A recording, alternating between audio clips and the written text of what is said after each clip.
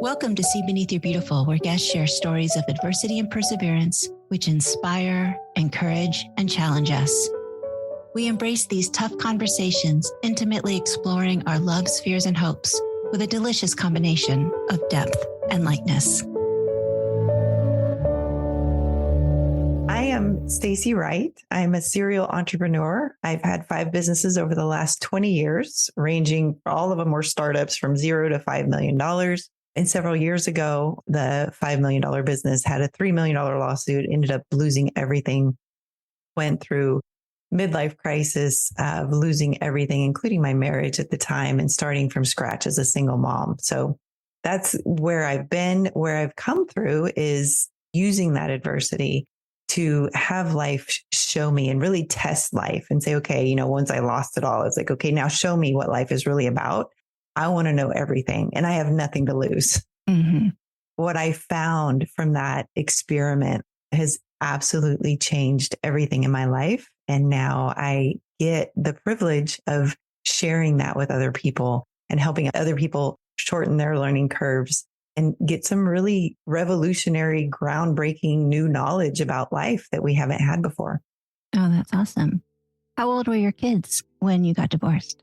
7 and 10. Okay. And they're now 17 and 20. My daughter just turned 27 today.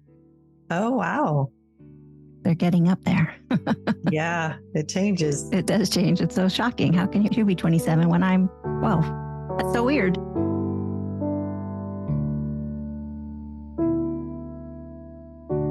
What was the company that was sued? What kind of company? We were the world's first and only welding helmet with a 180-degree lens design. So we had a product that was unique. It was patented, and we sold it through many different retailers across the United States and in 37 other countries. Oh, cool. I know there's a lot of women now who are entrepreneurs and going into business, but what made you think that you could? That's an interesting question. It's something that it's always been with me. I remember when I was 19 out of high school, looking around going, I'm going to own a business. I know that. Like there was never a question. It's like, I'm going to own a business. So my problem was, what kind of business did I want? Yeah. I didn't do well in school, so I didn't get to go to college. Well, I mean, I did get to go to college, but I didn't do well in college. So I gave up college and just went into my career path. So then it was like, okay, what kind of business am I going to own? So that was the frustrating part for my first 10 years of adulthood was, I know I'm going to own a business, but what am I going to own? I don't know. Going through that process of getting life experience and following the breadcrumbs, if you will, led me into that. Did the lawsuit cause disruption in your marriage? Was it a business between the both of you? Yes, we were partners in the business.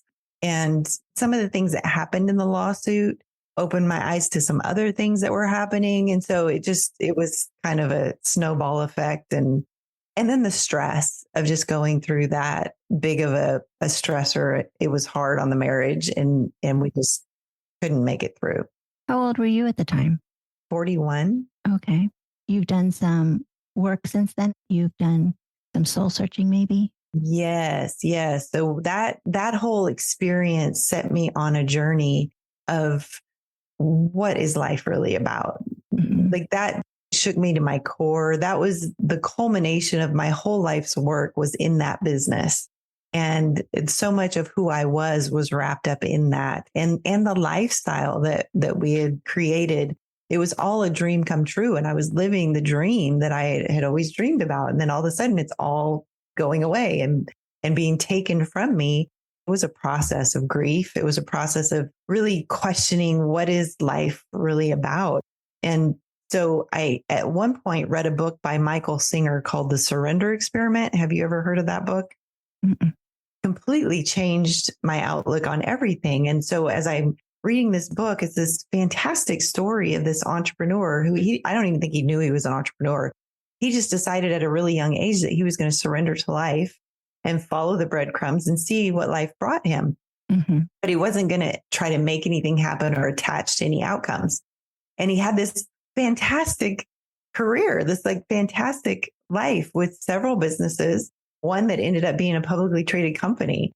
So it was just this magical journey of synchronicities and flow and all of this wonderful stuff. And I thought, I'd like to have that kind of experiment. I'd like to know what life would want to bring me or what life is really about. And at that point, I had nothing to lose. And I remember I was talking to a friend. I'm like, I've decided I'm going to have a surrender experiment. I'm just going to let go of everything and see what happens. And she was like, maybe I should do that. And I was like, immediately, I was like, no, let me do it first. It may not work, but I have nothing to lose. So let me be the guinea pig. I'll go try it out and see what happens. And then if it works, then great.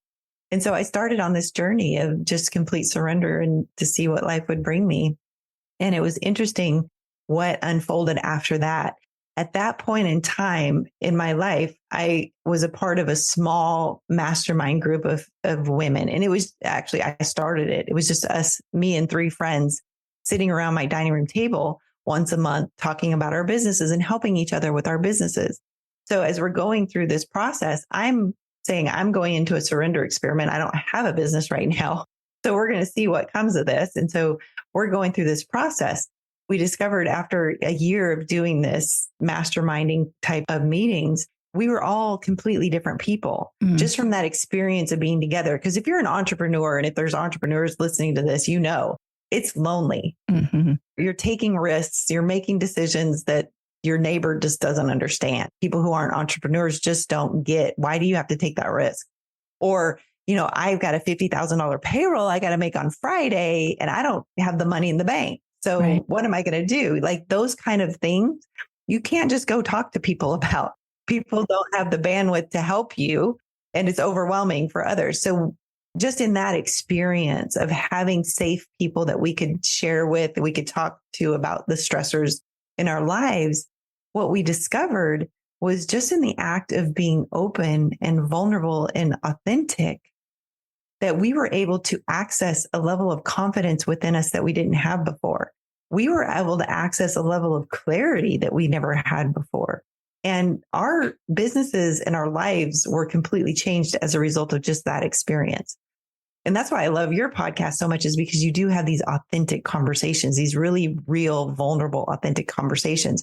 I think if we have more of these conversations in society, we would live in a different world. Yeah. Right. There'd be a lot more kindness and compassion. So anyway, at the end of that 12 months that we were together doing this, I had this burning desire to bring that to more women, to have more women have that experience because it felt so good. And so at that point, I was following what lit me up inside. So it was like this gut reaction of, yes, that lights me up. I'm going to follow it. That's how my surrender experiment was going. It was also a human design experiment. I don't know if you're familiar with human design, but like human design gives you a pathway of how to make decisions. And that was by my gut. So when my gut gets lit up, then I move towards it. So that's how I was navigating this surrender experiment. So, and by surrender, I mean, I'm just not out forcing things to happen. I'm not making things happen. I'm not strategizing. What do I want out of life? How do I want to make that happen? It is like literally, I'm going to follow what comes in my path and see what happens. I'm not going to attach to any outcome. So that was what the surrender experiment looked like for me. And so at that point, it was lighting me up to bring this to more women. And so I invited 12 friends to sit around a table every month and have these conversations. So there was 12 of us doing the same thing. And we did it for a year. And at the end of the year, everybody was different. It was the same experience that everybody had. And so that really lit me up. But something really strange happened during this year. We started this, we had 12 people. About 6 months into this 12-month period, things were happening in my life. Like things were falling into place. After a decade of things falling apart, now all of a sudden things are falling together. And I can't explain what's happening, but I have an audience of 12 women watching it happen. And they're all just in awe and amazed of how this is coming back together. But I could never explain it. Well, I was out walking because I go out walking every day out in nature. It's just the way I learned to cope. And when I was going through the massive grief, I realized that drinking a bottle of wine every night was not sustainable. Right. And that I needed to find some other ways of coping. So walking out in nature is one of the ways I learned to cope with that grief, but that stayed with me through this whole period. So I was out walking about 6 months into this 12-month period, and I remember at the end of the walk, I had words to articulate what was happening. It was like a formula. It was just all of a sudden I understood and I knew this is how this is happening. And this is how life works. And this is how the creation process works. And then I had this compulsion. I had to share it with everybody. Mm-hmm. And I was not a public speaker. I hated speaking in public. I was terrified of it. Anytime, even when I was in a room of 3 people, I would shake when I had to speak. But the compulsion was so strong, I couldn't deny it. Mm-hmm. So I put together a presentation. At the next mastermind meeting, I shared what I had gotten from this experience. And everybody took it in and it made sense and they liked it. And then the next month, the same thing happened again. Like I went on a walk and I got this new information and I had to share it. So I put together a presentation. I shared it with the group. This happened for 6 months, Mm-hmm. every month after month. And I started getting this information. It was just information about how the creation process works, how we are creating, what our role is as humans, what we're responsible for, what the life force energy is responsible for. And I just got this massive clarity and I was sharing it with others and it was helping them too. Mm-hmm. And so then after that year, there were a couple of the women out of that group that said, we want more of whatever you're got, like whatever you're getting, we want more of it. Sign us up, like however we can. I wasn't a coach, Mm-hmm. didn't have a business. I just started this mastermind. And so then I started a new mastermind and it was a deeper mastermind where we talk about mind, body, and soul, because that's really our responsibility. When you look at the bigger picture of creation, our responsibilities are mind, body, and soul and being aligned with who we are authentically. And so I took them on a journey. I said, I don't know how it's going to come or what's going to come, but let's do this once a week. We got together for an hour and I would just share what came to me to share. And it literally changed their experience of life. And it changed Awesome. the way they did business. And it changed the way that they created their experiences in life. So that became CEO Essential. So that's one of the businesses that came from this surrender experiment. And now it is really about helping people align with mind, body, and soul so that the creative process can happen with greater power, ease, and joy. So that was one of the things that fell together during that surrender process. Mm-hmm. But then there was another business that came through that process. And so that was literally just me and an acquaintance talking about doing products and having a product-based business, because she had a service-based business. Mm-hmm. And with a service-based business, you can only make as much money as you can spend time on. Right. I know. But with a product-based business, you can leverage, right? Right? But with the product, you can leverage your time and make more money. And so we were just having that conversation. Every time we talked, I was just lit up inside. And I just kept having this like desire to be in business with this woman. And so we decided over time that we would start a business and we'd start a business making products. And so we could take a product from A to Z. That was the whole premise of the company. And we work on patented products. So we work on new inventions that are patentable. And we have everything in place to go from patenting, design, engineer, manufacturing, sales, and distribution. So it's a one-stop shop for inventors. And so we started that business. And literally the synchronicities and the flow that happened with that were undeniable. It deepened my trust in life and realizing that life is really for us. Mm-hmm. And that when we get out of the way, our potential comes with so much ease. You think about the seed of a sunflower, and in the right conditions, it has the potential of a beautiful flower. Mm-hmm. But in the seed, without the life force that goes into the seed, it's just a seed, right? It's quite delicious. You can eat it. It's wonderful. But in the right conditions, then the potential, it actuates without effort on the seed's part. The seed doesn't have to do anything. Right. The seed just has to be authentic and be who it is. And there's this force, this intelligent force that can come and actuate the potential of that seed into its beauty of what it could be. We're no different. Mm-hmm. I've heard people say we're plants with brains, right? But we're no different. We each have the potential of greatness of who we can be. Yeah. And it can come through quite effortlessly when we're not blocking it. And how do we block it? We block it with our thoughts and our belief systems.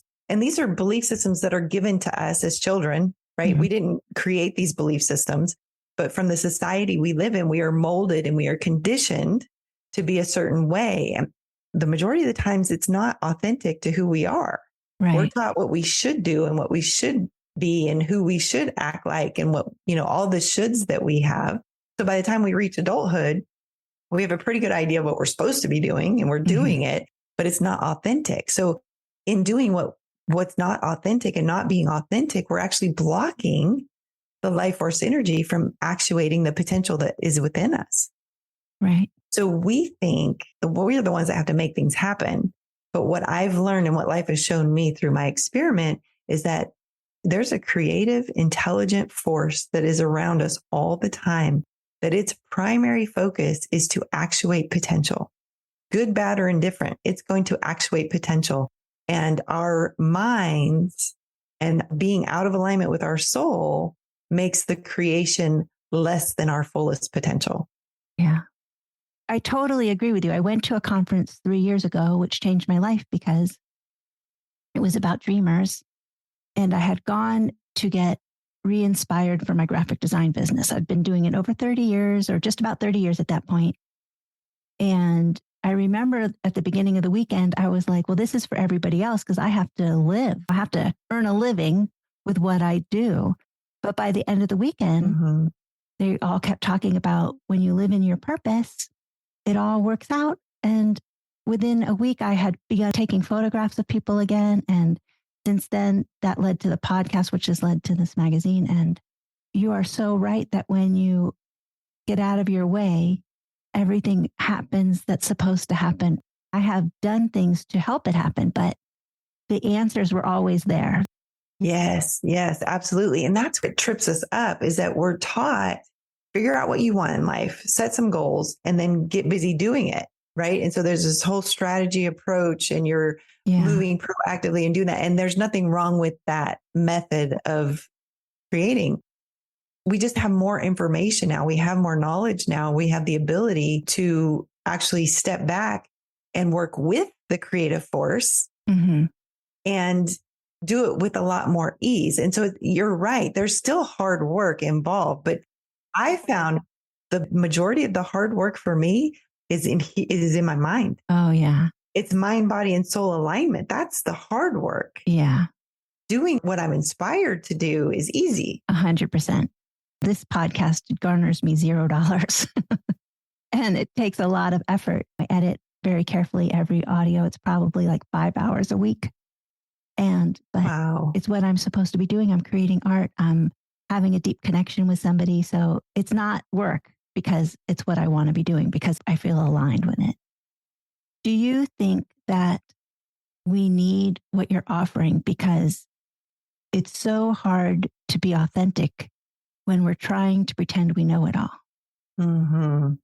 If we're saying we're the expert at something, how can we actually then be authentic and say, but I don't know everything? Yeah, that's an interesting perspective because what happens when we're creating something new, we're not going to be the expert.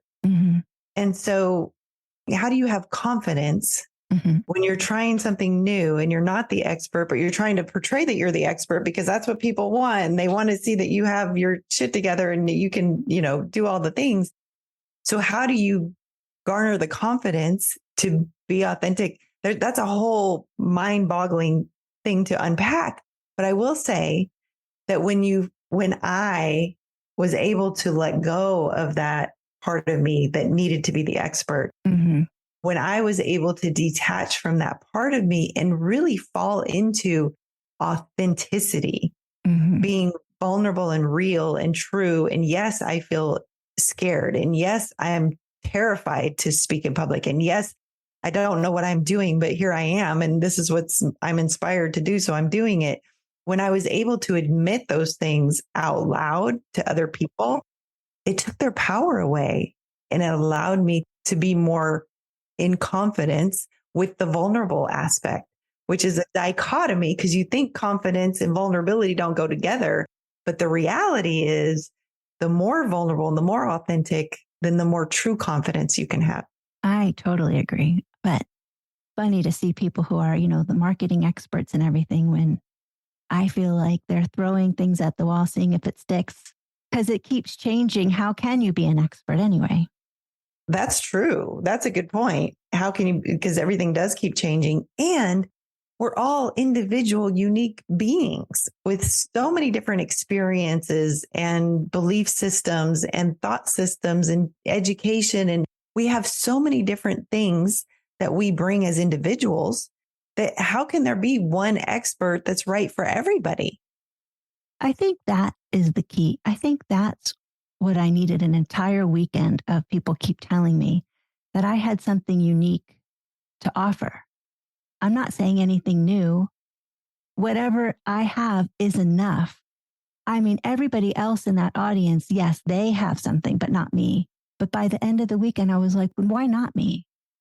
And what's that Marianne Williamson quote that says, who am I not to be fabulous, fantastic? That's not the words exactly, but whatever I have to offer is what I have to offer, and it will speak to the right people. Yes. Yes, that's right. And when you stand fully in who you are, which requires a lot of self-love, which requires a lot of introspection, it requires a lot of work on the inside. Yes. But when you get to that space and you can stand authentically in who you are and speak from that place, you're 100% correct. The power that comes with that is way more intense than the power you can get from an MBA or a master's degree or any kind of training that you can get on the outside. Do you have people who are coming to you thinking they're going to learn something about business and then they have to find out they have to love themselves? Right. Yes. I try to let people know up front, if you're looking for how-tos on the external world, this isn't your place. There's plenty of places that'll tell you how to do things. Yeah. I'm here to tell you how to do you and how to find you and how to be an expert in you. And once you have that, then the sky's the limit. There is an intelligent force that will bring your potential to life, whatever that is, in a way that's so perfect for you.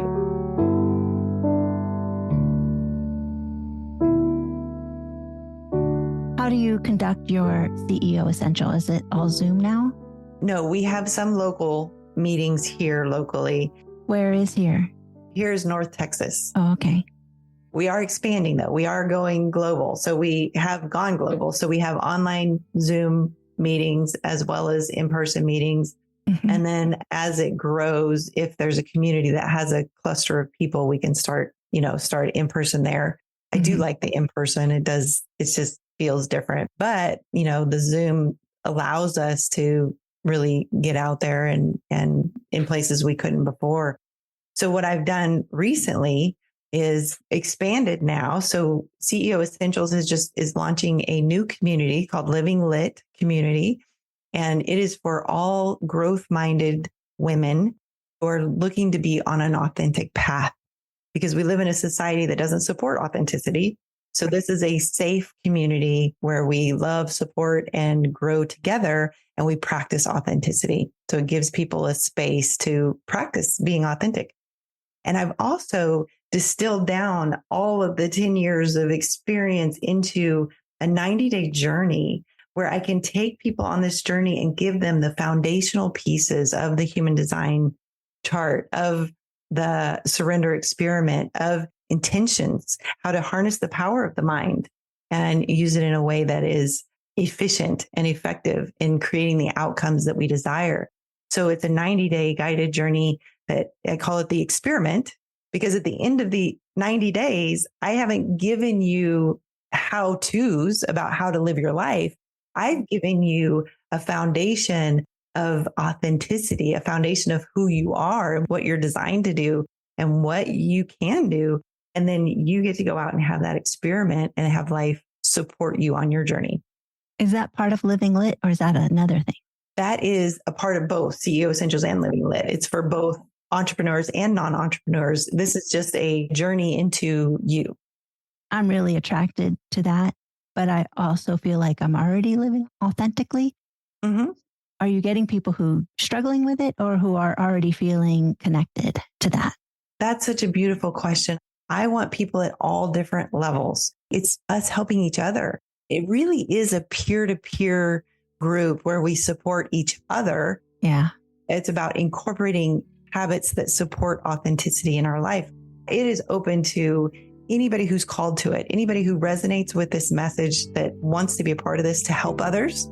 When one of us rises, we all rise.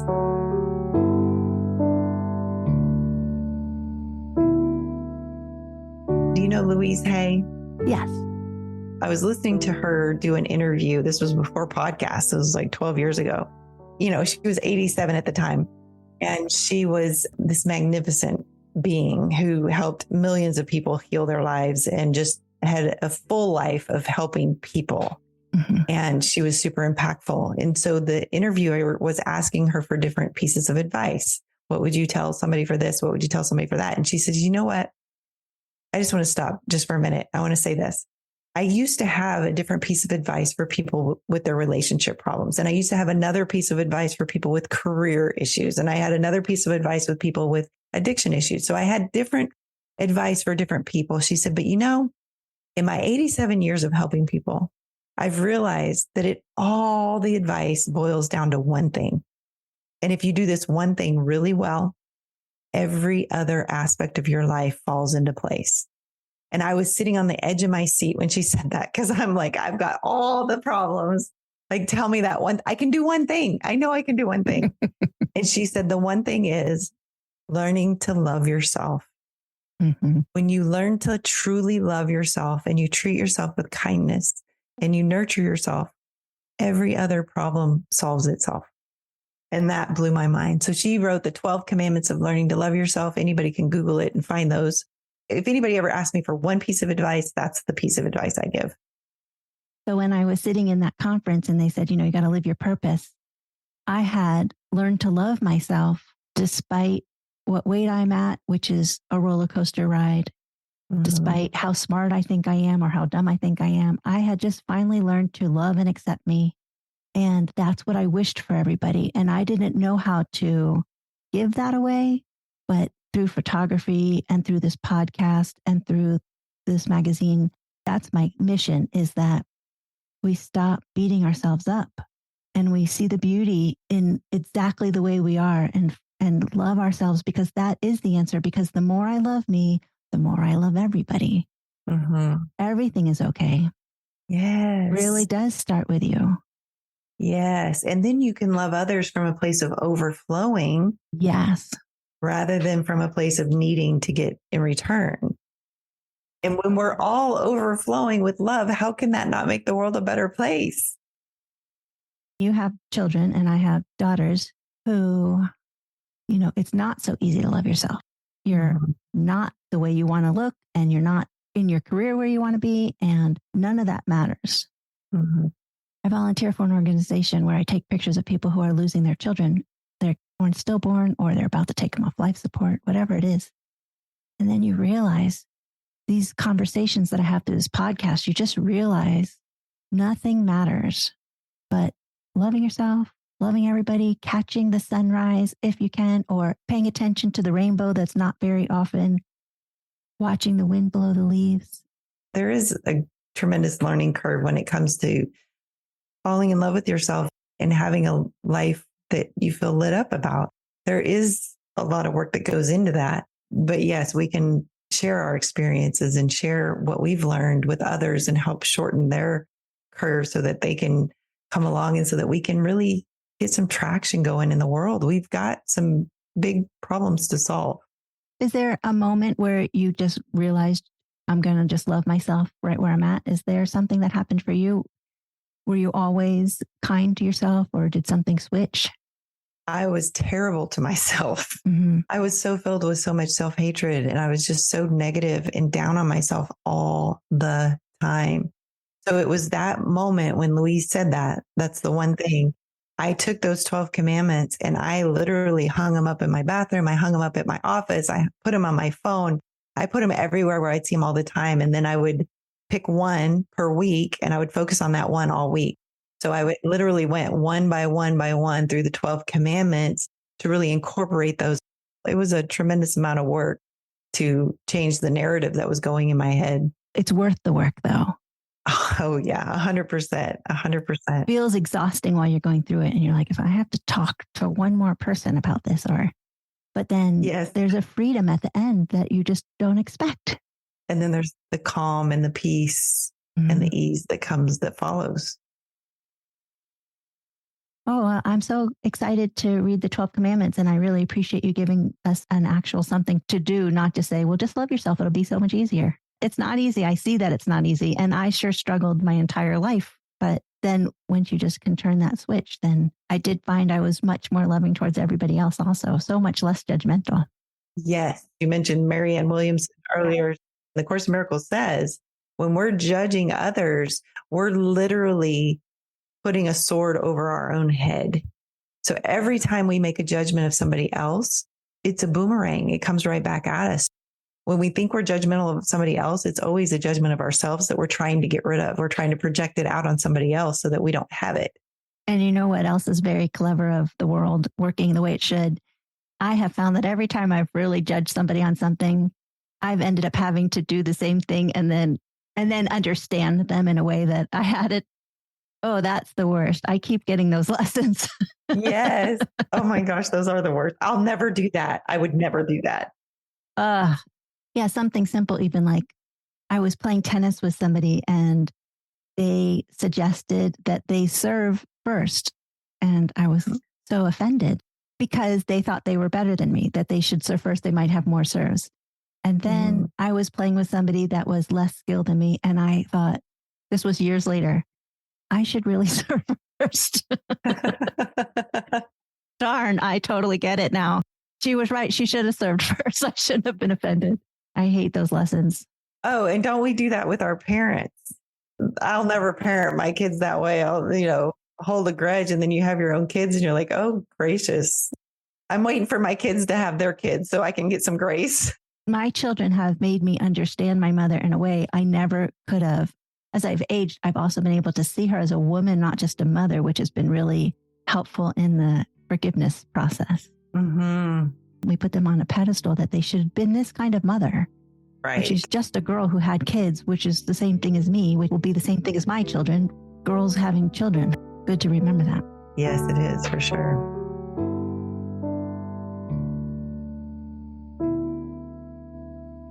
Well, this has been so very lovely. I really appreciate the conversation. Well, thank you for following your authentic path and for allowing for this space, for this information to be getting out to people. It's such an important thing. You're welcome. Thank you for being a guest on my show and getting it out. And I really do very much align with everything you said. I really enjoyed our conversation. Yes, absolutely. Awesome.